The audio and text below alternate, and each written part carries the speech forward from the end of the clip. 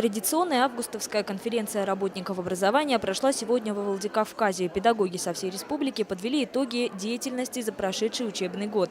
Достижения представили на специальной выставке. Министр образования и науки Северной Осетии Алан Огоев сказал, что прошедший год выдался непростым. Многое сделано впервые. Например, в республике прошли детский турнир по робототехнике и открытый чемпионат по рабочим специальностям WorldSkills. Профессиональный чемпионат WorldSkills, который проходил, где все абсолютно были представлены наши образовательные организации. Молодой человек наш занял первое место по сварке на открытом чемпионате города Москвы. Работа ведется и по сохранению родного языка. Уже второй год в республике пишут глобальный диктант.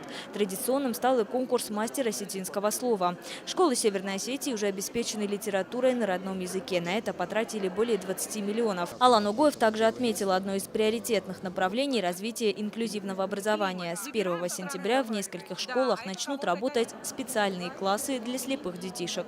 С этого года у нас начинают работать классы для детей с ослабленным зрением, для слепых и слабовидящих. И на базе 14-й городской школы. Я надеюсь, что вообще все мероприятия, связанные с инклюзией в республике, будут в первую очередь оцениваться родителями, которые являются потребителями данной услуги. И, конечно же, здесь еще очень-очень много предстоит нам сделать. Конференция продолжилась в зале. Более 500 педагогов и профильных работников приняли участие в обсуждении итогов учебного года. Гостей приветствовал председатель парламента Алексей Мачнев. Спикер обратил внимание на то, что результаты последнего ЕГЭ удручают. Около 400 школьников остались без аттестатов. И это несмотря на то, что проходной балл по ходу экзаменов снизили. А если проанализировать те баллы, в погоне, за которыми все мы стремимся, то есть и другая сторона – качество того образования, которое дается сегодня нашим ученикам.